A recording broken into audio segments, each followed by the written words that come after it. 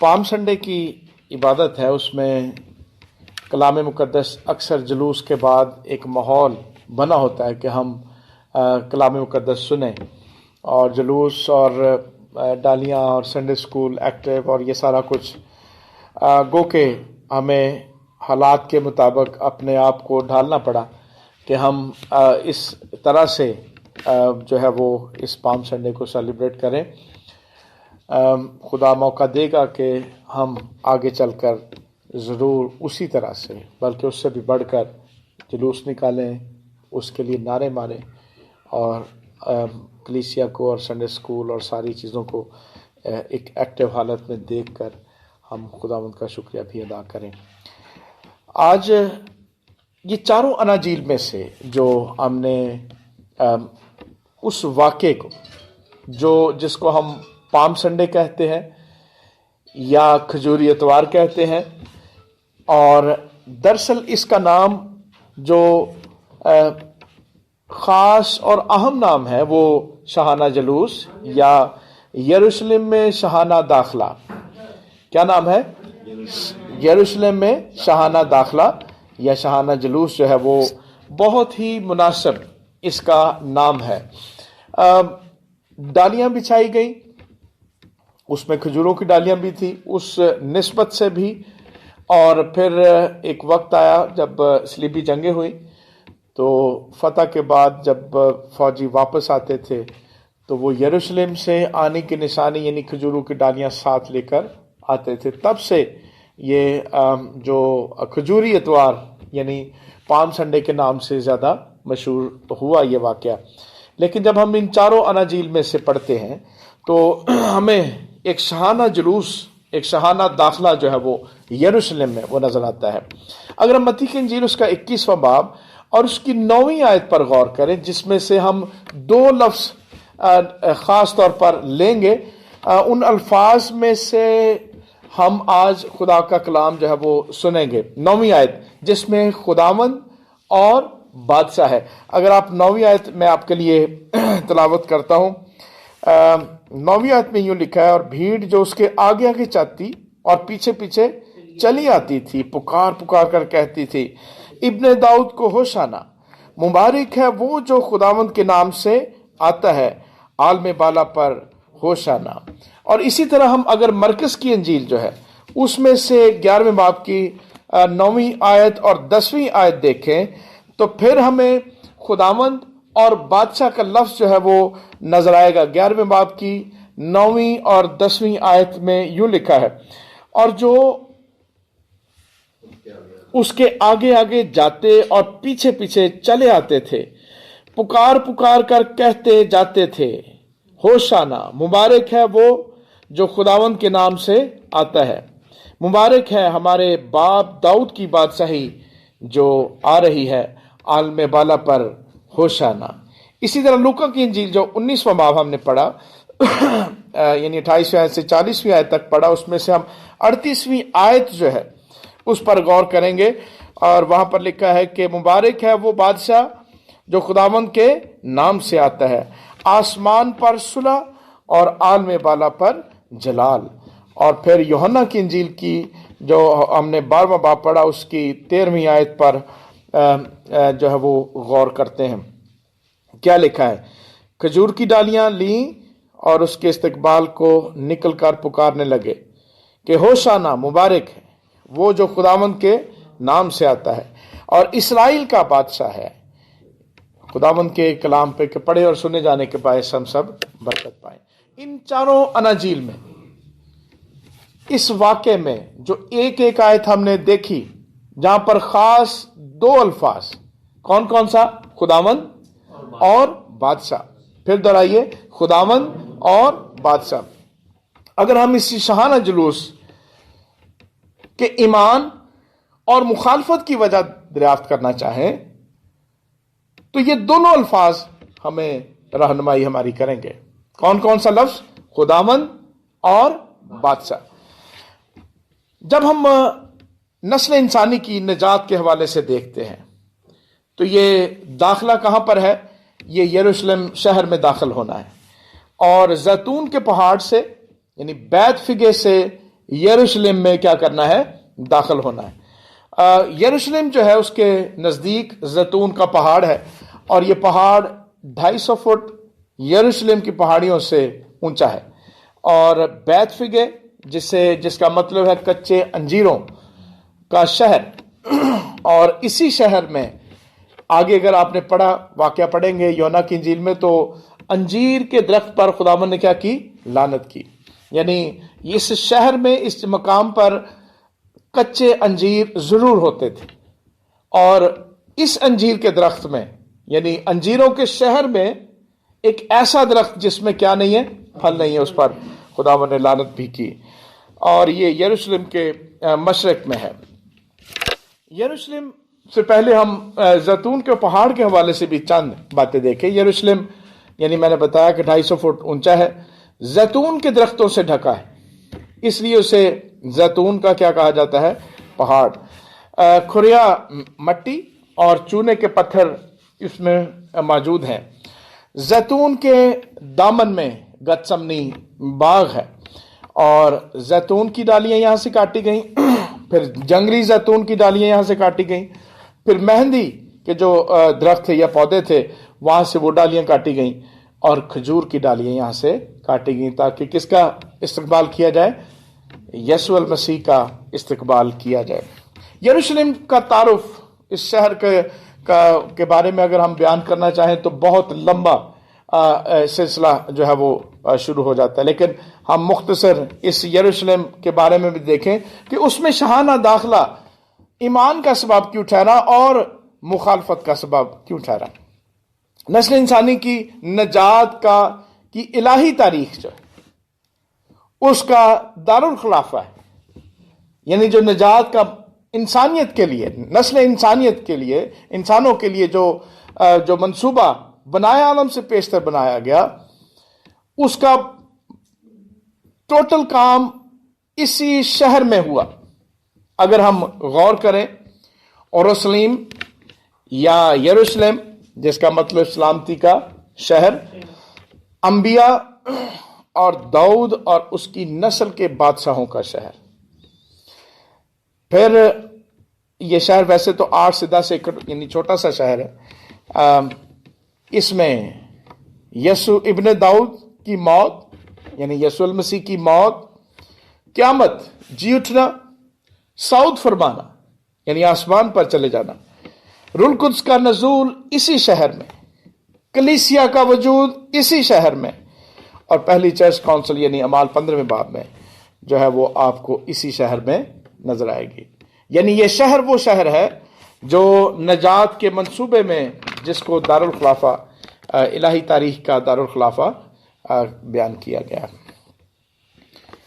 شاہانہ داخلے کا اہم نعرہ یعنی خداوند کے نام سے جو آتا ہے، مبارک ہے وہ، اور ہوشانہ یعنی جو کس کے نام سے آتا ہے؟ خداوند کے نام سے آتا ہے۔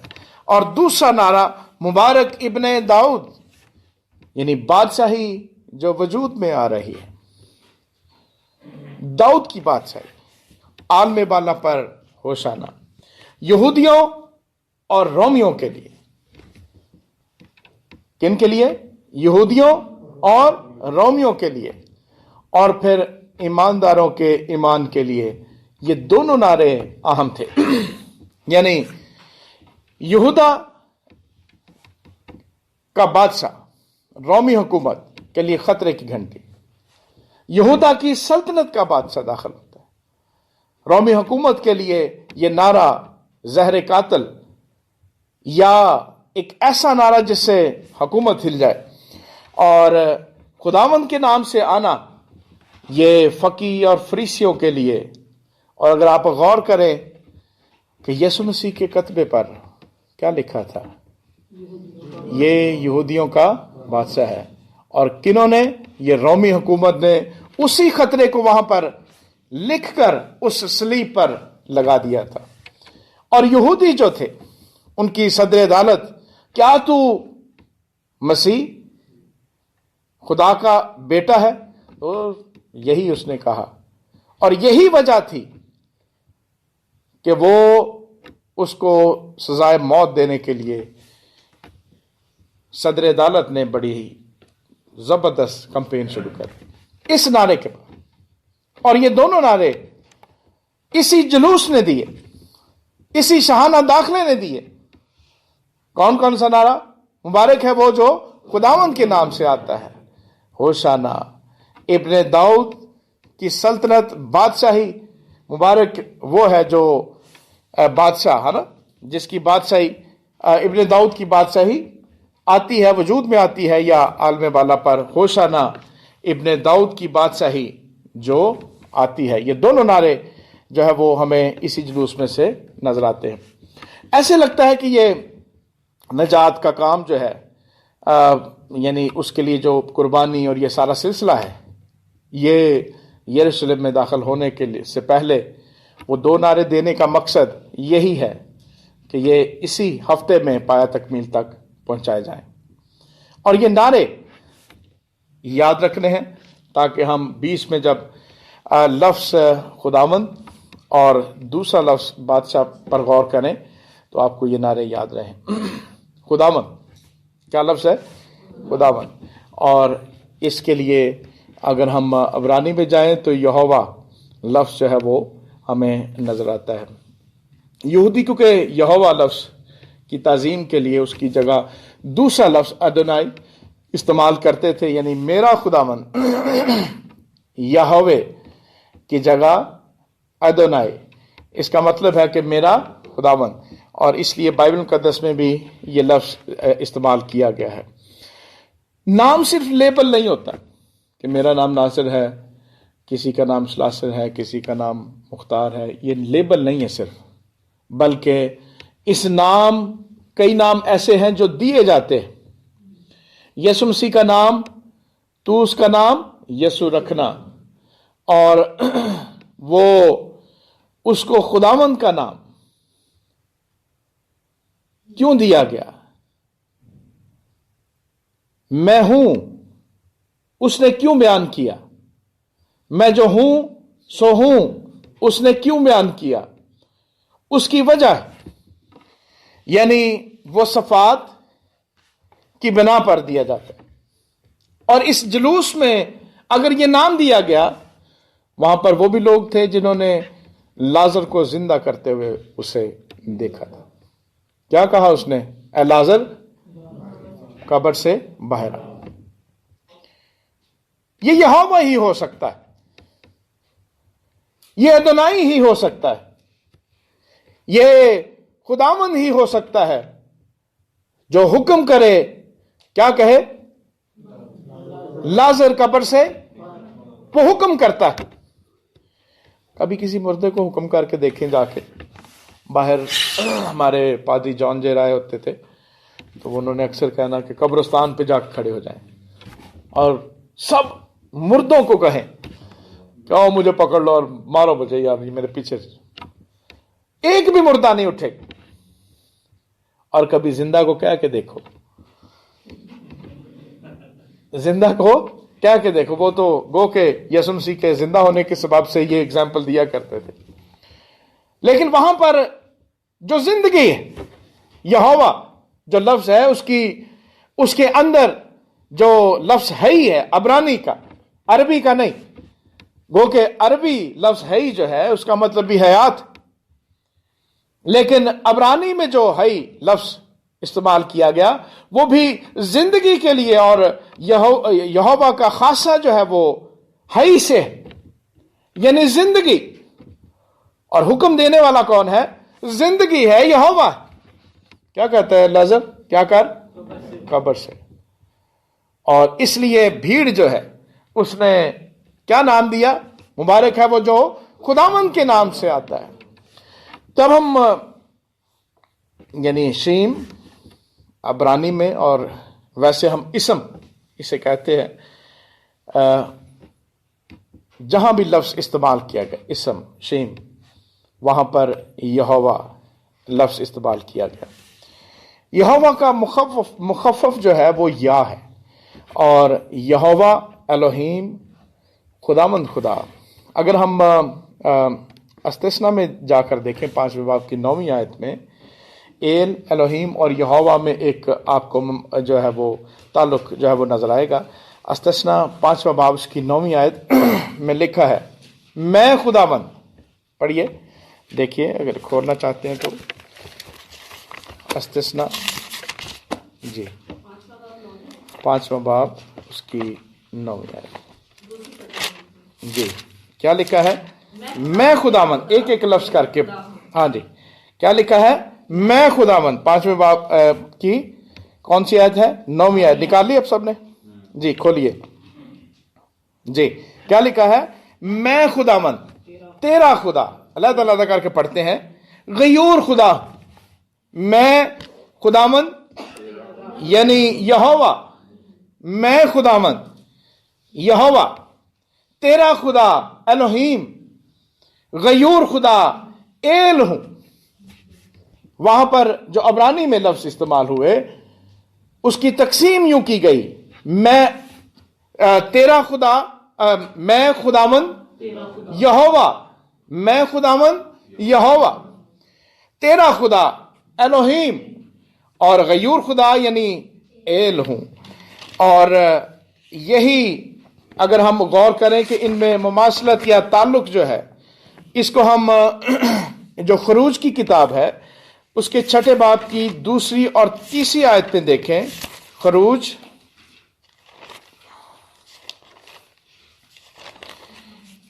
6 باب کی 2 اور 3 آیت میں لکھا ہے جی پھر خدا نے موسیٰ سے کہا میں خداوند ہوں اور میں ابراہیم اور اسحاق اور یعقوب کو خدا قادر مطلق کے طور پر دکھائی دیا، لیکن اپنے یہوہ نام سے ان پر ظاہر نہ ہوا۔ بحث طلب بات ہے، وہ یہوہ کو یعنی نجات کو جانتے تھے، وہ ملک صدق کو جانتے تھے، وہ فخر کرتے تھے، خدا فخر کرتا تھا کہ میں ابراہیم، اسحاق اور یعقوب کا خدا۔ لیکن یہاں پر ابراہیم، اسحاق اور یعقوب کو جب وہ کس نام پر ظاہر ہوا؟ کس نام پر؟ خدا قادر، ایل شدائی۔ کون سا لفظ؟ ایل شدائی کے نام سے وہ ظاہر ہوا۔ اور ایل شدائی پہلے بھی آپ سن چکے ہیں، شاد شدائی یعنی شاد یا شود لفظ سے نکلا ہے، جس کا مطلب ہے ماں کی گود۔ کیا مطلب ہے؟ ماں کی گود، جس میں مکمل تحفظ اور ہر طرح کی برکت موجود ہے۔ اگر آپ بچے کو ماں کی گود میں دیکھیں، اگر اسے خوراک کی ضرورت ہے تو وہ اویلیبل ہے، اگر آپ تحفظ کی بات کریں تو وہ وہاں پر موجود ہے، یعنی ماں کی گود میں۔ اور ابراہیم، اسحاق اور یعقوب کو تحفظ کی ضرورت تھی، وہ اپنے ناطے داروں میں سے نکلے، ابراہیم نکل آیا، اسحاق کی اولاد، یعقوب کی اولاد، جسے تحفظ کی ضرورت رہی۔ کب تک؟ جب تک وہ مصر سے نکل نہ گئے، بلکہ اس تحفظ کی یہاں تک ضرورت رہی کہ جب وہ اس ملک میں بھی پہنچ گئے تب بھی انہیں کیا ہے؟ تحفظ کی ضرورت رہی۔ اس لیے وہ ایل شدائی کے نام سے ان پر ظاہر ہوا، اور ان دنوں میں وہ کس نام پر؟ یہوہ نام سے ان پر ظاہر نہ ہوا۔ اس لیے میرے عزیزو، ایل الوہیم، ایل شدائی، یہ تحفظ کے لیے، تاکہ ہم یاد رکھیں کہ ہم خدا میں کیا ہیں؟ محفوظ ہیں۔ ہمارا تحفظ کرنے والا کون ہے؟ ہمارا خدا ہے۔ یہوہ گناہ اور موت سے نجات کے لیے ہے زندگی، اس میں کیا ہے؟ زندگی۔ اور بنی اسرائیل نے اس جلوس سے پہلے تاریخ اس تحفظ کو دیکھا جو ایل شدائی کے نام سے ظاہر ہوا، زمین پر اس تحفظ کا تجربہ کیا، غور کیا، اور پھر ان کے اندر یہ بات جو خداوند کا میسج پہنچا ہوا تھا وہ نعرے کی صورت میں باہر آ گیا. یہوہ کے ساتھ آپ کو بہت سارے نام نظر آئیں گے. یہوہ نسی ہے، خداوند میرا جھنڈا. یہوہ سالوم یعنی شالوم، خداوند میری سلامتی ہے.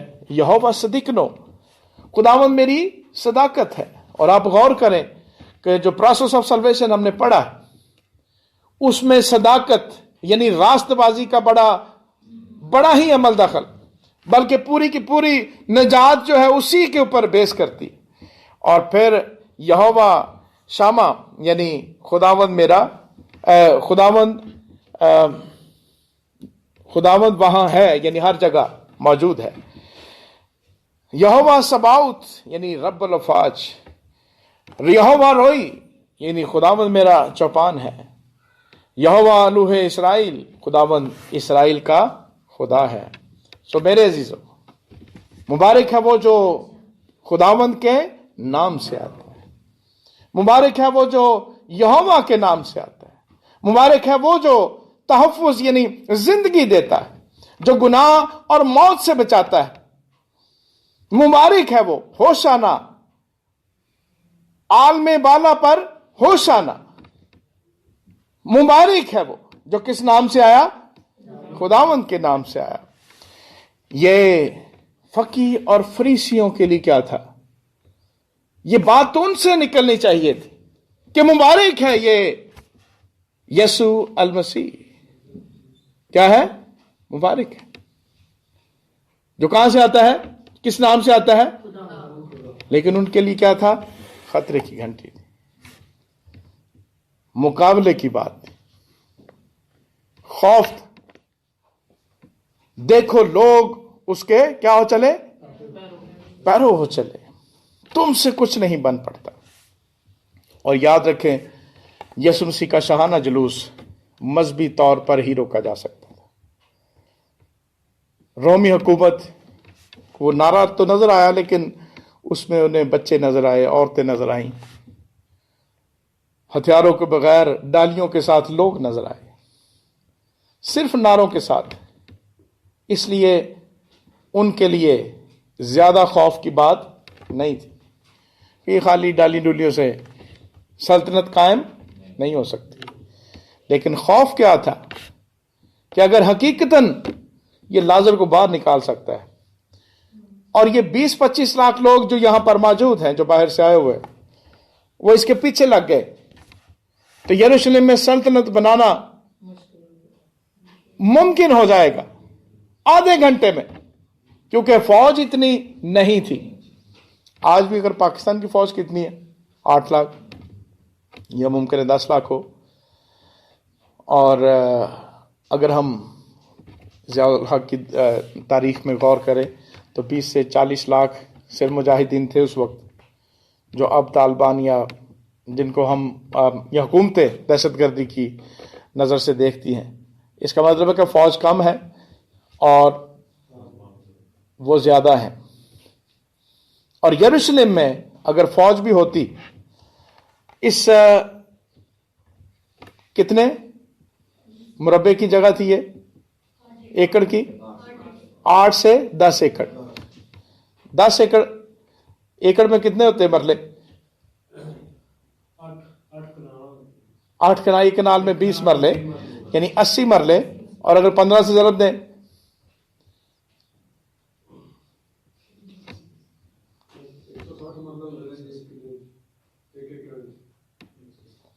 160 ایکڑ. ٹھیک ہے، مطلب ہم اس کو حساب لگائیں تو چھوٹا سا ایک شہر، اس کی کتنی فوج ہو سکتی ہے؟ اس میں باہر سے لوگ آ کر کیا ہے؟ عید فصح منانے کے لیے موجود ہیں. اور اگر وہ اس جلوس کے ساتھ، اس نعرے کے ساتھ، ایمان کے ساتھ، یہ ایمان ان میں منتقل ہو جاتا، وہ اس پر قائم تو ہوئے، اس میں سے پتہ نہیں کتنے لوگ اس کو خداوند اور بادشاہ کے طور پر دل سے ماننا شروع ہو گئے تھے. یہ ہم یقین سے نہیں کہہ سکتے، لیکن جب ہم کلیسیا کا قیام دیکھتے ہیں یا لوگوں کی کنورژن دیکھتے ہیں تو لگتا ہے کہ اس میں سے موسٹلی زیادہ تر لوگ اس کو خداوند اور بادشاہ مان چکے تھے۔ اسی ایمان کے ساتھ اگر وہ یروشلم میں داخل ہوتے تو دوسرا نعرہ پورا ہو جاتا، اور وہ کیا تھا؟ بادشاہی کا۔ ابن داؤد کی سلطنت قائم ہو جاتی، اور یہودا کے قبیلے میں سے ایک شخص کھڑا ہے، اور وہ کون ہے؟ وہ یسوع المسیح ہے۔ اس کی ماں اور اس کا باپ یوسف کس قبیلے سے ہے؟ یہودا کے قبیلے میں سے، شاہی خاندان میں سے ہے، ایک سلیمان کی نسل میں سے ہے، ایک ناتن کی نسل میں سے، شاہی خاندان میں سے ایک ایسا شخص جس کے پیچھے لوگ لگ جائے تو وہ سلطنت قائم کرنے کے لیے اسے مشکل نہ ہوتا۔ سو دونوں نعرے، بادشاہ کا لفظ اور خداوند کا لفظ، یہودی یہ کہتے تھے اسے خدا کہہ لو، اسے خداوند نہ کہو۔ پہلا عقیدہ یسوع مسیح خداوند ہے، اتنا ہی عقیدہ تھا۔ یسوع مسیح کیا ہے؟ وہ یہ کہتے تھے اسے خداوند، اور پھر کلیسیا کا پہلا نام خداوند کی راہ کے لوگ، کلیسیا تو بعد میں لفظ آیا، کیا نام تھا؟ خداوند کی راہ کے لوگ۔ سو یہ شاہانہ جلوس بیس تھا اس قربانی کا، اس نجات کے لیے فدیے کا، اس سارے ماحول کا، کہ وہ یسوع مسیح پر ایمان اور یسوع مسیح کی مخالفت کی بیس بنا دے۔ یہودیوں کے لیے، اسرائیلیوں کے لیے ایمان کی بیس کیا تھی؟